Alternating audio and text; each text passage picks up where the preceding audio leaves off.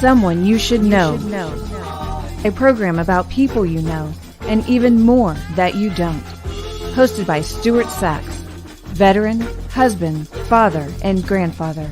Now, here's your host, Stuart Sachs.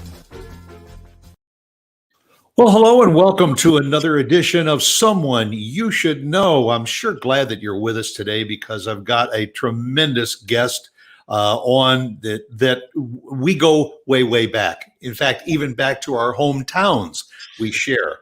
I became a little talk show host on the streaming radio, and he became a big mogul in Hollywood. So I'd like to welcome to the show, Phil Doran. Good morning, Phil. Good. How are you doing? Was that a good enough intro? That was great. That was good. Could you do it again? Because my mother didn't hear it. No, it was good. Thank you. I'm very honored to be here. It's wonderful to be able to do this. And other than getting up at 6:30 in the morning, it was been perfect. Yeah, because you're out on the West Coast, and for those watching this show live, Phil's kind of working on the caffeine level to get himself going this morning. But I'm sure glad that you got up to be with me, and because you have had in my eyes, a fascinating career. Kind of being in the right place at the right time within the Hollywood television industry. You and I, just a little bit of background. We went to the same really elementary and middle school. We went to the same high school. We went to the same Hebrew college. school. Yeah, I followed you. I followed your footsteps. Be careful. And you're a tall guy, so you had big shoes to fill. Yeah, exactly. No, but it was fun. I'll tell you the interesting thing. When I think about how I got to be a writer or a producer or to Hollywood or something, I look at it and I said, how did I do this? It's so improbable to go from a little town in Indiana to, but I just had a feeling that when I look back later in my life, and I don't think I had an actual goal when I was doing it. I thought maybe I'd go to law school, maybe I'd do this or that, but the thing that it has everything knitted together is I've always done a lot of writing. In other words, any kind of show, any kind of group, club I'm in, or any kind of group I'm in, I did the writing, I did the thing, I did this, and it just came to me, and I like doing it. And that seemed to be what I gravitated to the best. And so when I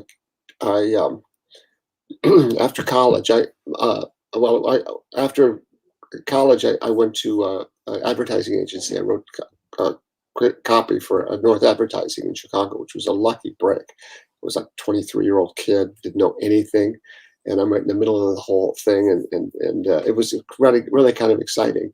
And I worked at North Advertising for about 2.5 years, and after a while, I began to wonder. And I wrote copy, I wrote jingles and stuff like that. And I began to wonder if I could write something longer than a minute. Right. So I was going to go to something bigger. Or you'd write something that was a minute and a half, and then you'd have to cut it back to 60 seconds. Thing. That was my goal. But I'll tell you this: I learned a lot about writing from the guys I worked with in the writing in the creative business, and they were meticulous about the things, about punctuation and this and that, and I was sort of indifferent to all that kind of stuff. But I learned that they were right. You have to have the right word, and the difference between the right word and the wrong word is the difference between a firebug and lightning. And that's what they taught me at North Advertising, to look for that great word that just suddenly opens up everything. And from writing jingles and little short stuff, you said that you wanted to kind of explore the opportunity to write a little bit more. Is that when did you make that jump from the Chicago area right to California? Pretty much. After I left North Advertising, it's just a funny thing. I had a whim, call it what you want, but I felt that I wanted to be I wanted to see what was going on in show business. I was kind of just nosy. I wanted to see what was going on. And so me and my late wife, we went to California on a whim. And we got there, and I said, I was there, and I said, this is my spiritual homeland. I just love the whole thing. I love the thrill of it, and the pace of it, and how cool it is, and everything. And I had no idea, could I make it? Could I do anything with it or something? Right. And first of all, I was married with 2 children, and I had to make a living and a mortgage and all that kind of stuff. So I got jobs on TV shows, daytime game shows and things like that. And I worked on a lot of talk shows. I was a talent coordinator for Merv Griffin and for blah blah blah a lot of times. And it was grunt work, but it was great. And you get to meet a lot of movie stars, and that was kind of exciting. And that, but it was a low level. I mean, it was probably about the lowest level you can get into broadcasting, network broadcasting. And I banged around for a number of years trying to figure out. And at some point, I met this guy who was one of the guys on the talk show that we both worked on, and he was extremely funny. And we really clicked for some reason. Everything clicked, and we started we had an agent, and he said, it would be pretty good. It would be good for you if you work for a partner, because if you want to go work in comedy, basically producers like teams of writers, because they think they get more for their money. And so I hooked up with my partner, Doug Arango, and I have to say, we were good from the get-go. We just were. And people were wanting to see our material and meet us and stuff like that. It was like a big rush. And at some point, a guy we worked for on a show, he said, he called us up and he said, guys, we got a problem here. I got a guy who wrote a script, and it's not very good, and it's not really great, but maybe you guys can punch it up or something. And this was like a big opportunity to do something. So we're punching this up. We're like polishing a Cadillac. It's got to be like perfect and everything. And so so the guy, so then the guy comes. So the guy says he wants to take us to meet some people. So the guy, Ron Clark was his name, and he was a wonderful guy, wonderful writer and producer. And he gets us an interview with someone. So we're supposed to go in and meet with them and everything. So we get there, and we're like really excited. This is like the first time you're actually dealing with show business professionals, and like the next step to the big time. Yeah, there's Emmys here, and there's these awards here, and it's like, oh my God. And so so we get there to the meeting, and we say, hi, we're here, Phil Doran and Doug Arango for we're here to see Bob Clark. And he says, well, Bob Clark was fired 2 weeks ago. I said, okay. She says, so what do we do? She says, well, let me make a call. Something like that. So waiting. I know a guy. Yeah, I know a guy. Yeah, exactly. So we we met this other guy, and this other guy was Rob Parker, who was executive producer of Maude. And that's like, Jesus Christ, look what we are, Yeah.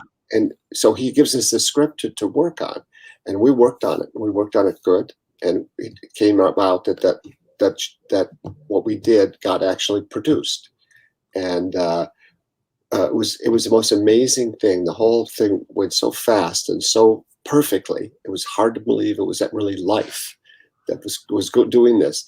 So so the show was ready to go. The show was ready to be produced, and we're in rehearsal hall, and everybody's there, and the whole family, the whole cast of All in the Family is there, and this kind of thing. And oh wow! Norman Lear comes in, and it's like, oh my God. And so I know, it's like, what am I doing here? And so Yeah.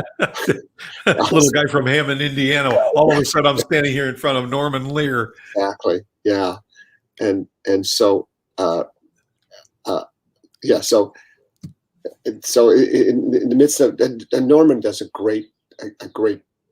He feels the show, he tells you exactly what it was. And the show that we were working on was a thing called the Hotel Baltimore, which was a short-lived but good, a pretty good show. Yeah, yeah. Yeah, and that. So we did a script on there on that, and people liked it.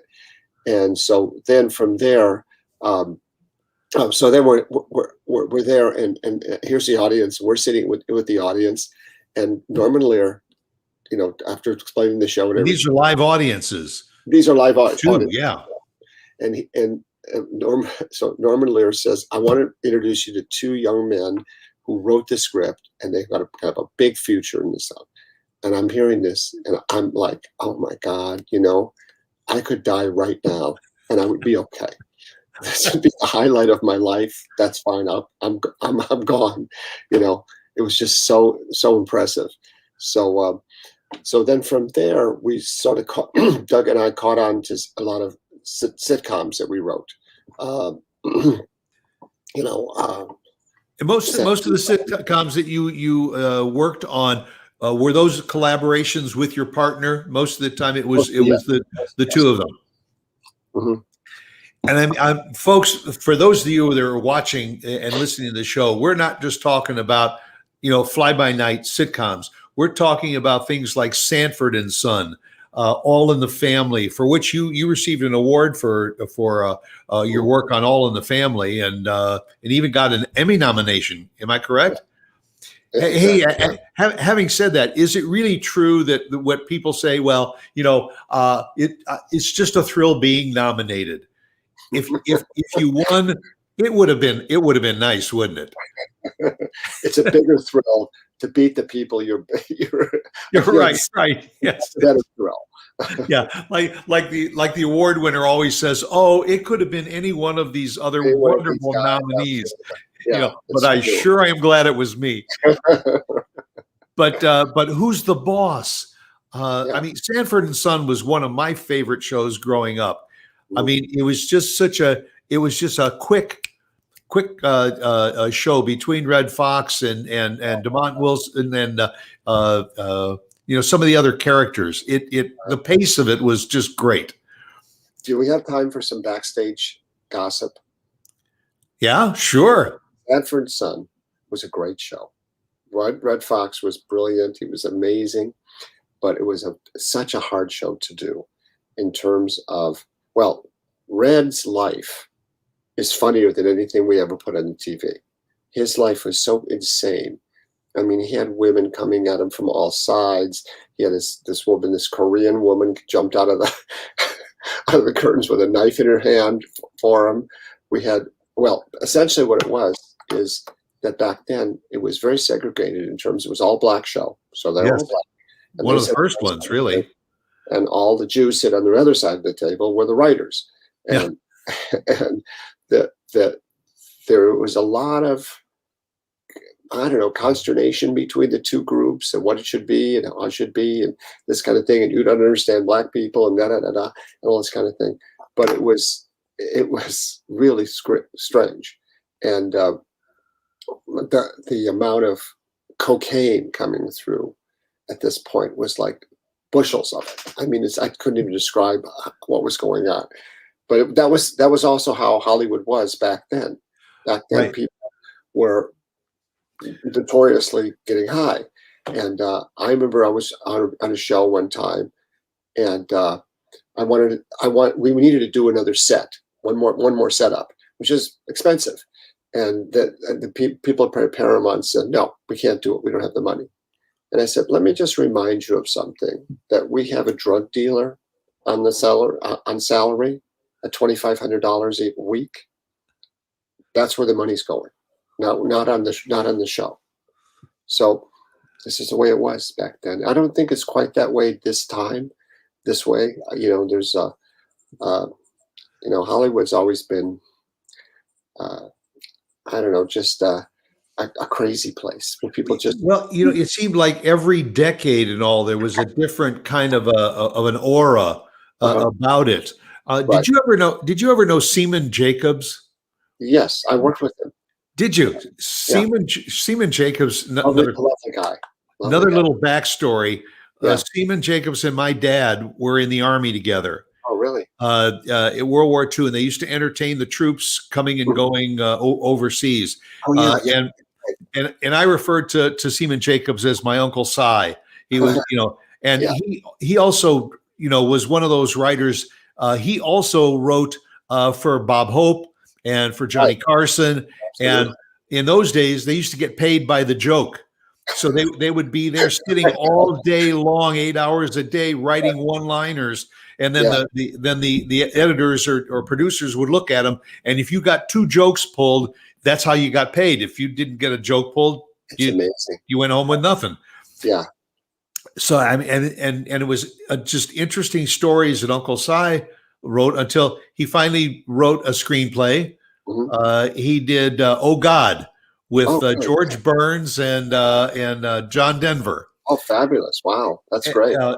And I mean, and this, as I was reading some of your bios, this was kind of your life too. You were writing for these shows, writing for Jack Parr, and working on some of the shows with Chuck Barris. I mean, great names in television. Merv Griffin, pioneers of television. Quite honestly.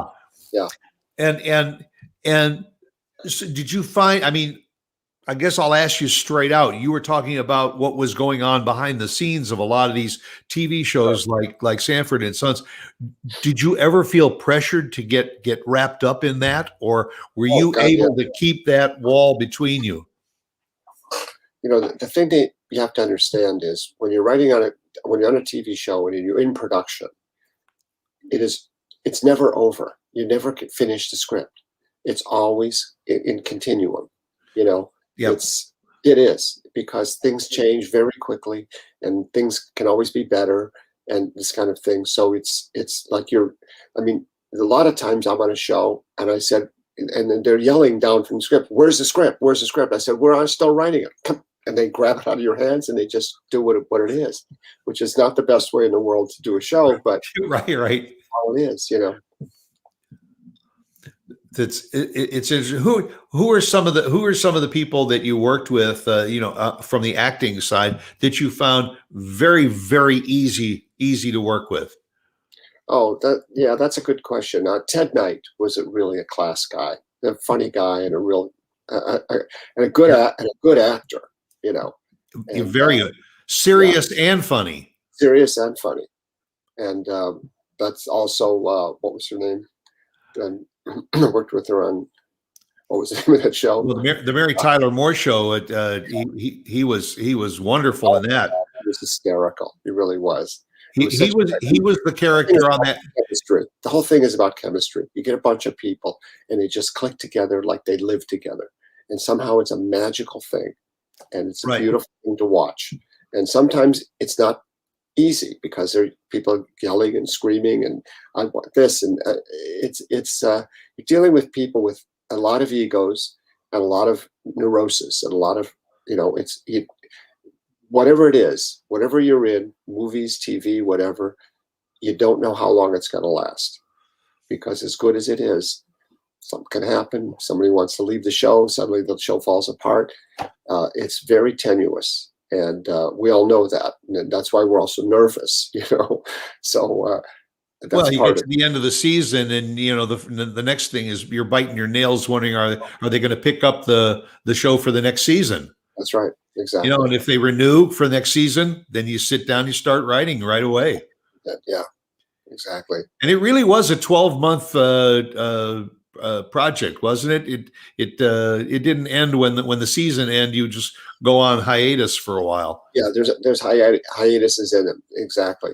But by then you're just so exhausted. It takes need to recharge. All right. Well, I threw out the question as to the people that were really easy to work with. Were there some along the way that you said that I hate this person? Many. not a lot, but there were more on that side of the there page was. than there were on the good Yeah, side. I'm very okay with actors because I realize they're the ones who have their face in the screen, and I'm just back behind bar the thing. Nobody knows who I am or whatever. My name is on the crawl, something, but they don't know who I am. Yeah. So the actors are really the ones who carry the full front of when everything goes wrong.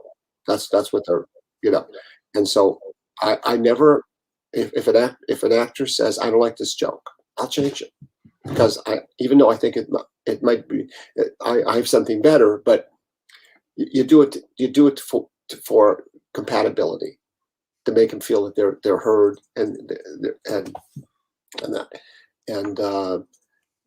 but eventually when at the end of the year when the show is over, everybody's hugging everybody pretty much, but to get there is not so easy. You're either hugging each other because you're serious about saying, I can't wait to work with you again, or man, am I going to be glad to be rid of you for the next few months. A little bit of both. It's a little bit of both. Yeah.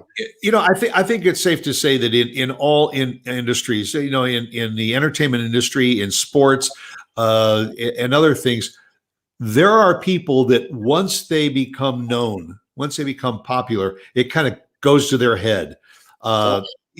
There are others. I always think of like Alan Alda. Alan Alda to me was one of the best actors I've ever seen. Absolutely. But behind the scenes, you never knew much about his private life. He true. wasn't out there. He wasn't showy. Mm-hmm. But in sports and in Hollywood and all, there are some that right away it goes to their head, and they and that's maybe what leads sometimes to burnout. Mm-hmm. Were there people in your past that were kind of like that? It just they became egomaniacs. They were reaching for more than they could be, at that point in their life. Not satisfied with what they are today. That's right. There's a lot of that. And, the way the money is parceled out, everybody kind of knows who makes what.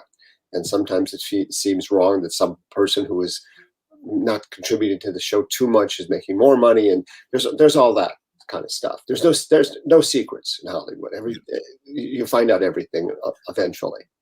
Now, do you think that has changed much over the decades since the heyday in the 60s and 70s when you were writing these shows? Well, what's changed is the money. The money, the corporate America came in and found Hollywood, and put in tons and tons of money to people and stuff like that. And the thing I wonder about when I see TV shows is all these new TV shows coming at you, bang, bang, bang, bang, bang, bang, bang. They just keep coming, and who are these people, and what's this about, and this kind of thing. And it's almost too much, I mean, I sit and I say, well, do I really want to spend, 20 weeks watching this show, or watching this sitcom or whatever?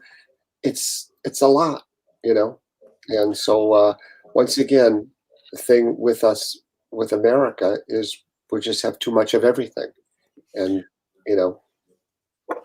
Well, back in your day, there were sitcoms and all that would run 5, 8, 10, 12 years. Yeah. Today it seems we've got a lot of shows that if they can get 3 or 4 seasons, that's considered a long run today. Yeah.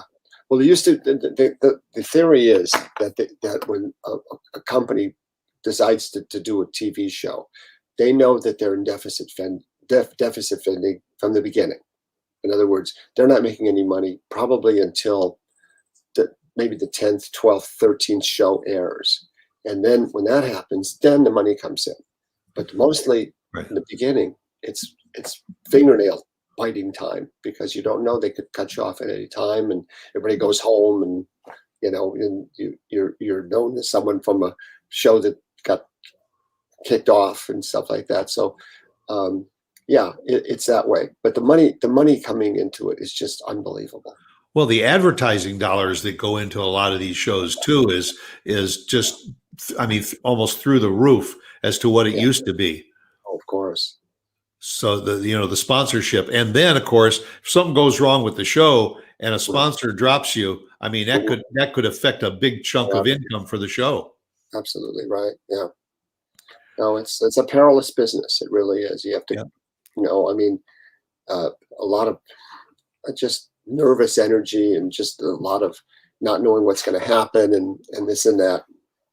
Well, you spent what, 25, 30 years doing this? That's a long time.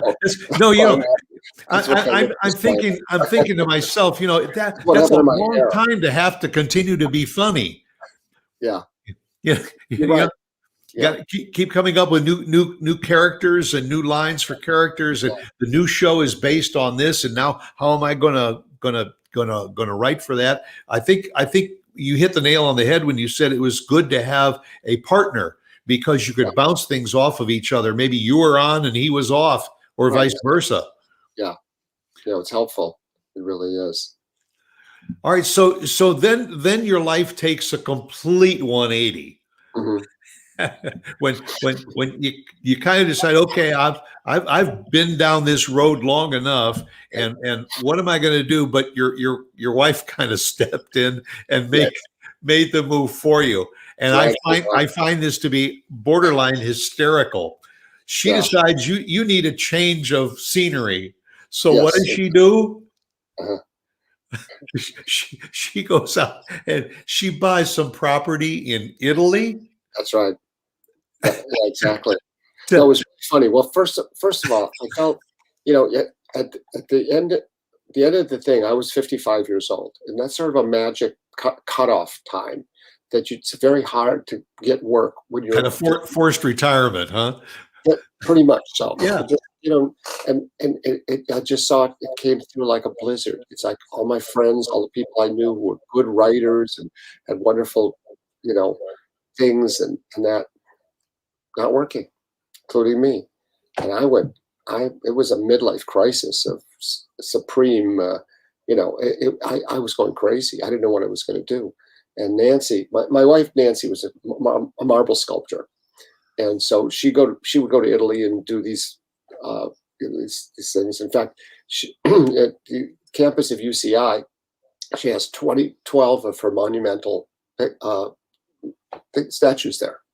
Oh, really? Yeah. So she goes off to Italy and she sees this house. Okay. And she decides, we're going to move to Italy. This is not good for us to be in Hollywood anymore. And I have to say, every show I worked on, every show, good, bad, different, lousy, tough, great, I loved it. I loved every minute of it. I loved the whole thing of it, and I did not want to be without a show.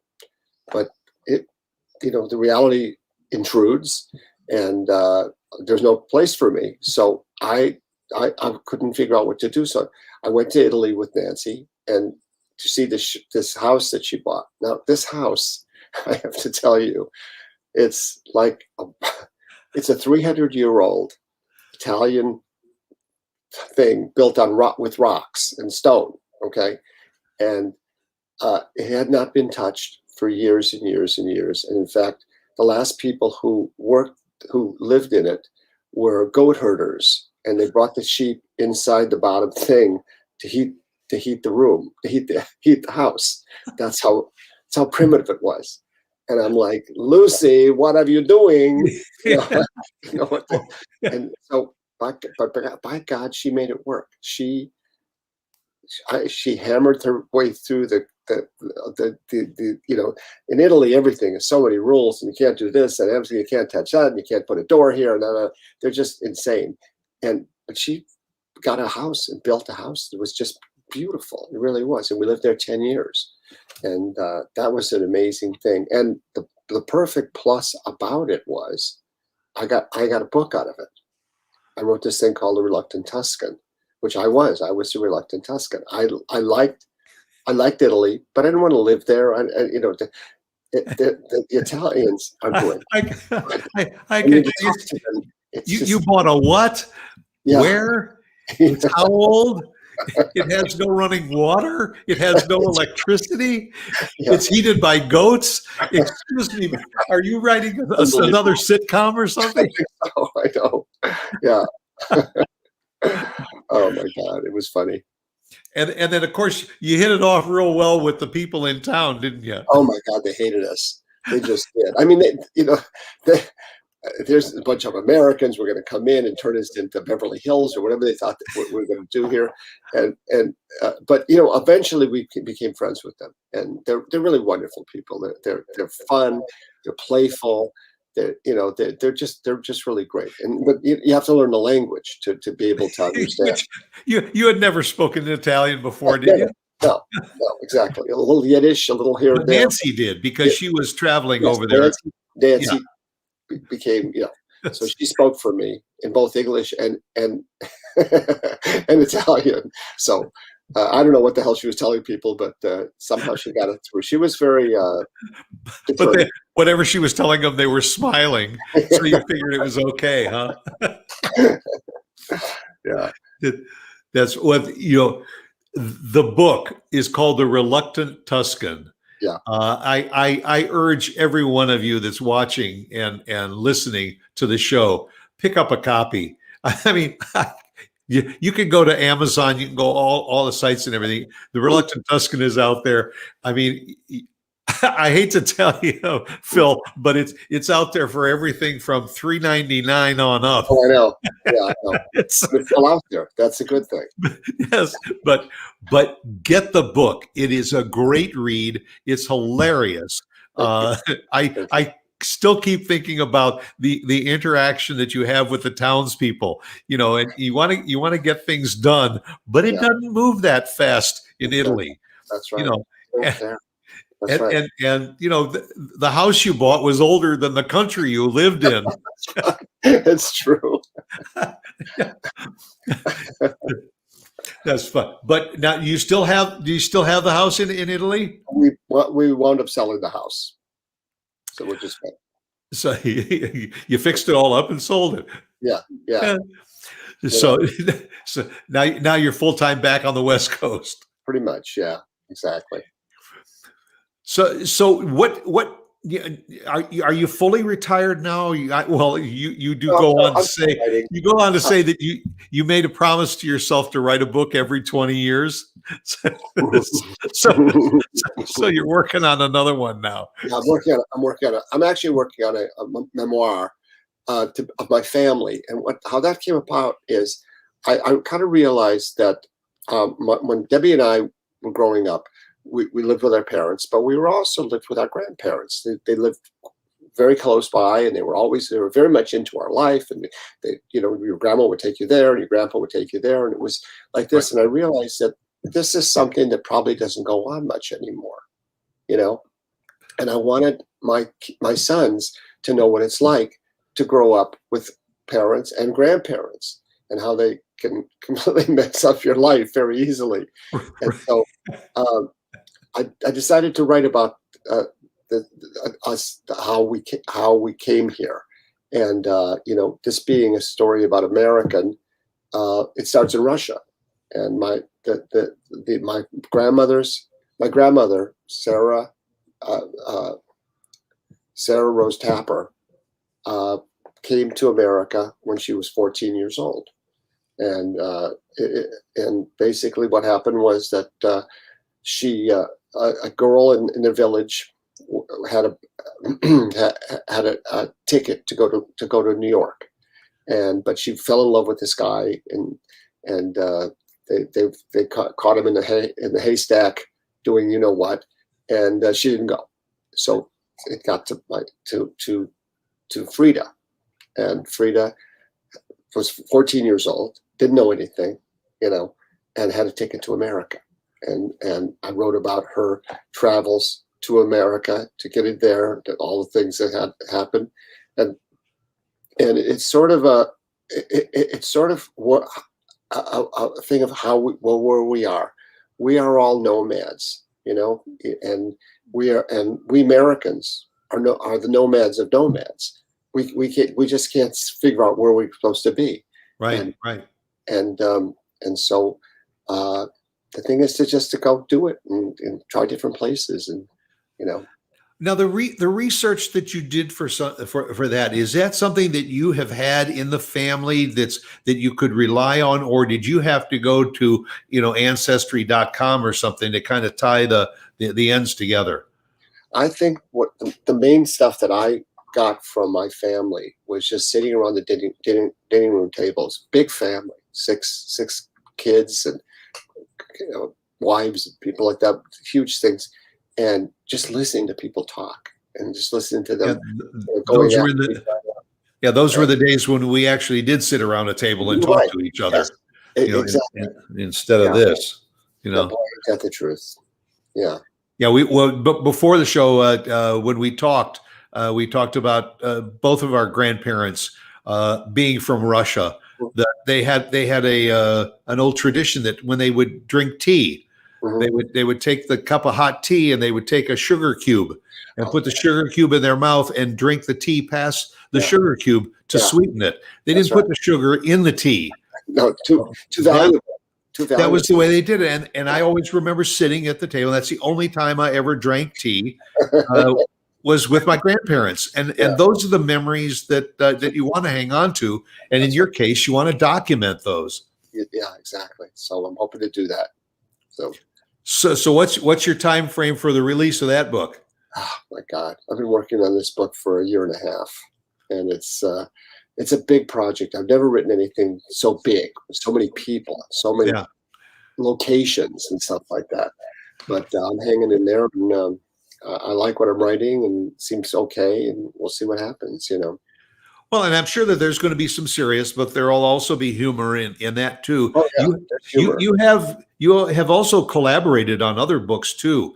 You co-wrote a book called One Step at a Time, and I think there must be an interesting story behind that. One Step at a Time. Was that with Glenn Langor? Oh yeah. That was about Alcoholic Anonymous and stuff. That was about that.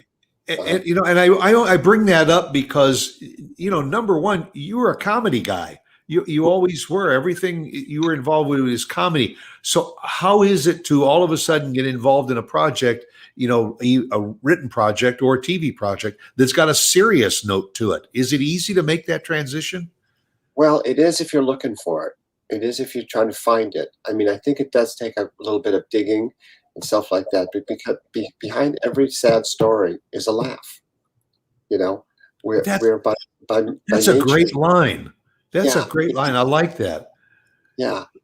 That's kind of like when our grandparents used to tell us that behind every dark cloud, there's a silver lining. That's right. Yeah. You got to believe that, or how else could you get by? Yeah. Interesting. So you're working on this memoir. What else do you do to keep busy?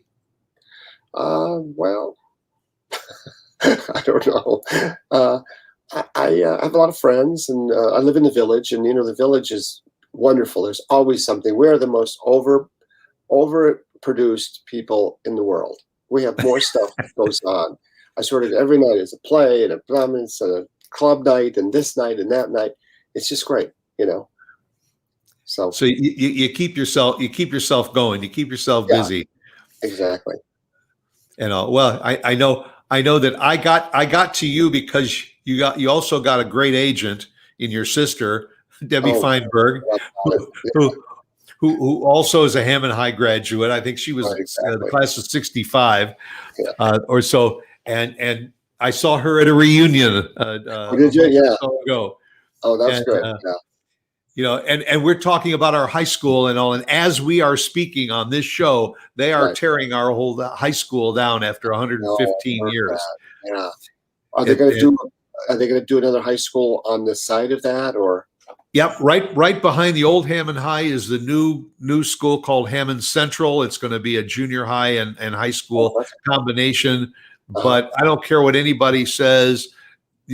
Our high school was magic.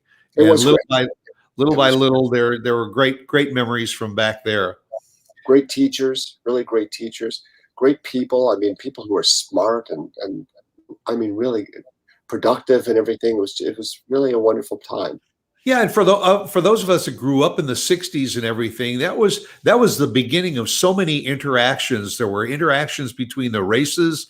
There was Oh, interaction between what was going on politically because of the Vietnam War. A lot of choices and a lot of directions. And I mean, you were just lucky enough, and I guess to me, I have fallen into doing these broadcasts after retiring 40 years in the retail business. I'm actually doing what I love to do. You started doing what you love to do right from the beginning, and I wanted to go into broadcasting and that in the beginning, but the military, retail, and everything kind of got in the way, and right. but. I think what I admire so much about you is how you procrastinated for so many years on what these shows meant to you, and you gave so great a value to such incredible shows. I keep going back and thinking about Sanford and Son and All in the Family, working with people like Carol O'Connor and Norman Lear and all, and to be able to look back at that and say, damn, that was fulfilling.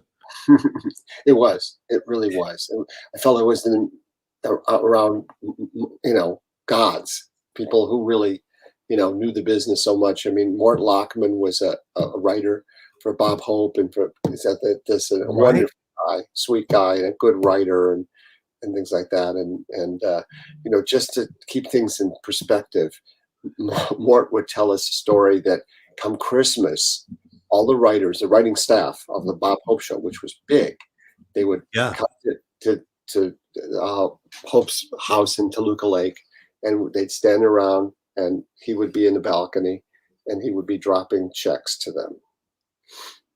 That's how much writers are treated. That's a great story. Were there any of those shows and all that stand out to you as having been the pinnacle of your career? Well, or did you got to put all of them on kind of a different plateau equally? A lot of the shows I worked on, by the time I got there, it was sort of, they were all kind of set, so it's for this, I have to sort of figure out who's talking and what are they saying and how do they say it, this kind of thing. So you have to sort of jump in while the train is moving. And so I managed to do that. And so that became okay. But it was, it's hard because, a TV show is like a living thing, like a plant. It's always moving, always going somewhere, and not really where you want it to go, but it's going. And so you have to sort of hedge the weeds and pollinate the other stuff and try to get it as good as you can. The thing that you have to understand in television and probably all the arts, the best thing you're ever going to see is the first time you imagine it.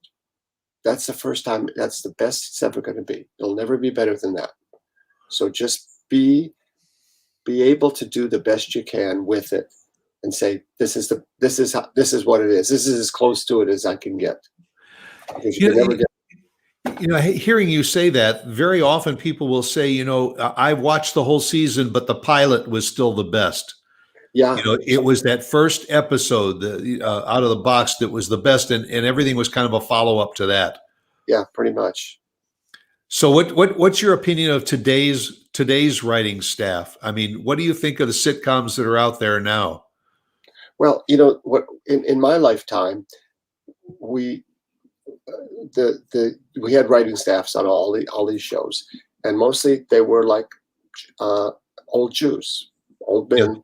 Jews, and we sat around, and they sat at the corner. We're like the young people. We're here on the other side, and they're talking about, the things they've done, and which are very prestigious, and but so, over time, what happened is it was all men, and the only women in the room came in with the food, The and this and that. refreshments. Yeah. And suddenly, women started coming into as writers, and Black people kept coming in, and Hispanic people started coming in, and Asian people started coming in, Right. and it really became what the face of America is.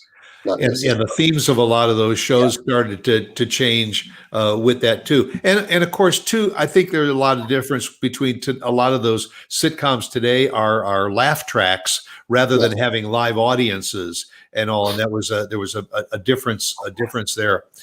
Quite true. Phil, I don't know. I can't thank you enough. It seems like 45 minutes has just flown by. Is it over? Well, as they say in your business, this is a wrap.